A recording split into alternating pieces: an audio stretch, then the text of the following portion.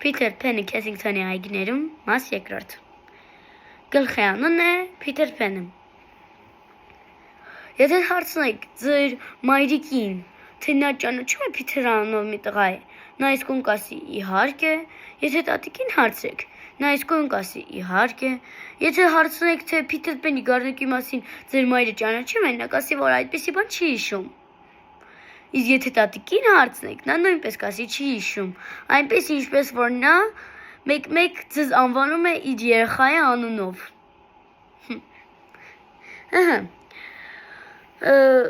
Փիթեր Փենը հենց 7 օրականում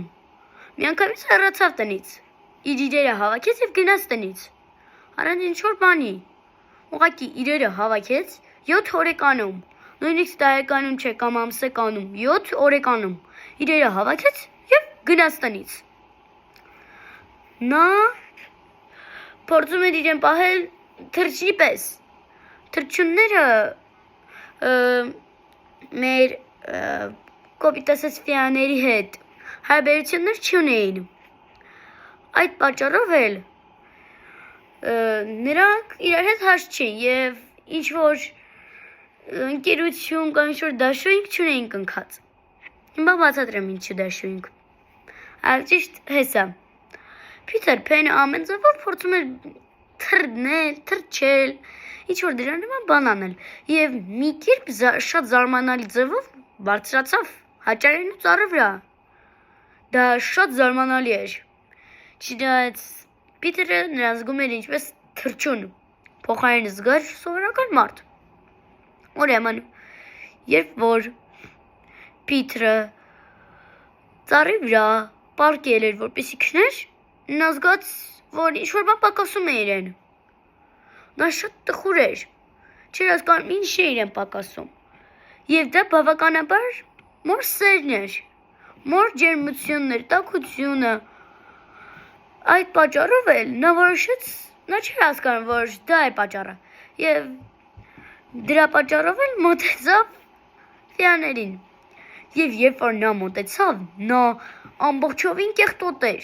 Ֆիաները նրանից շատ ուժեղ վախեցան, փերիները ավելի ճիշտ, շատ ուժեղ վախեցան և նրան չէին մոտենում։ Նույնիսկ ամենախիզախ փերին, որ ամենաուժեղն էր այնտեղի,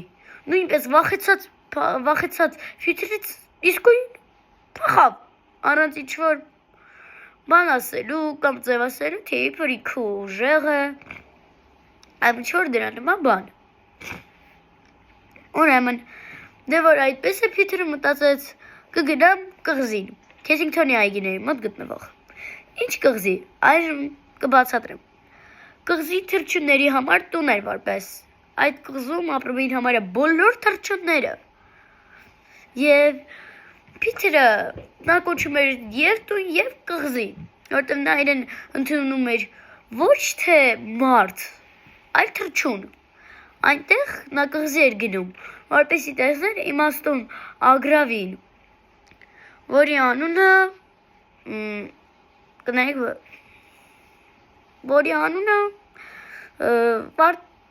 Վարդան էր,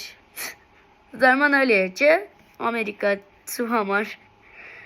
Նա մոտեցավ նրան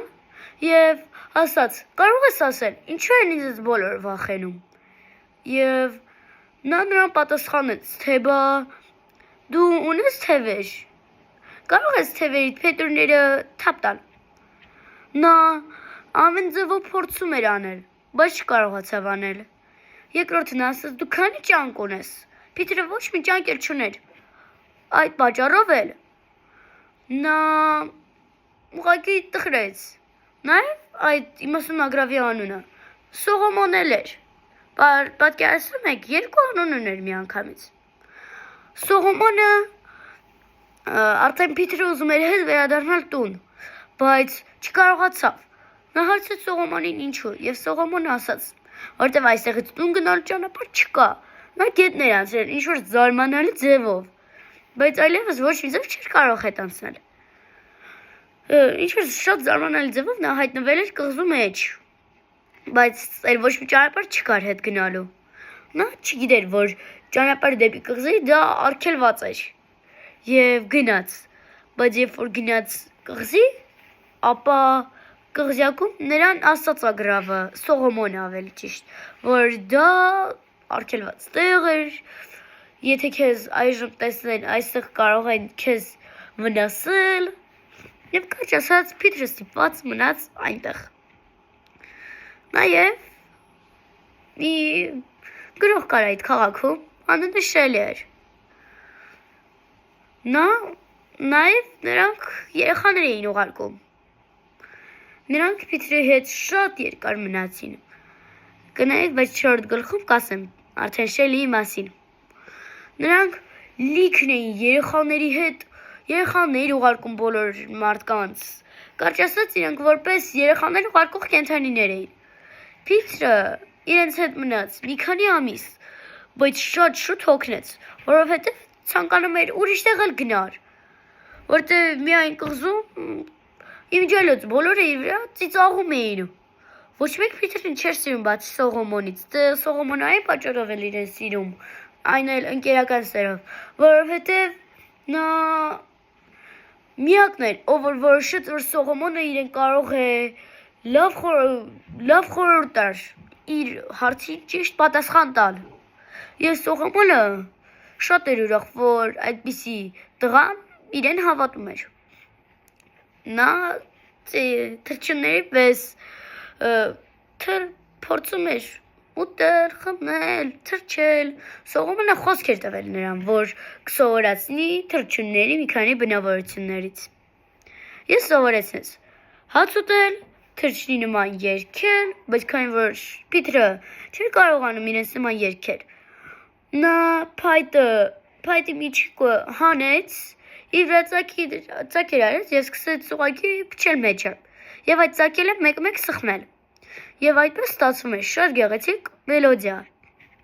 Բոլոր թռչունները մոտենում էին նրան եւ իրենց երեխաներին էլ էին տանում այնտեղ,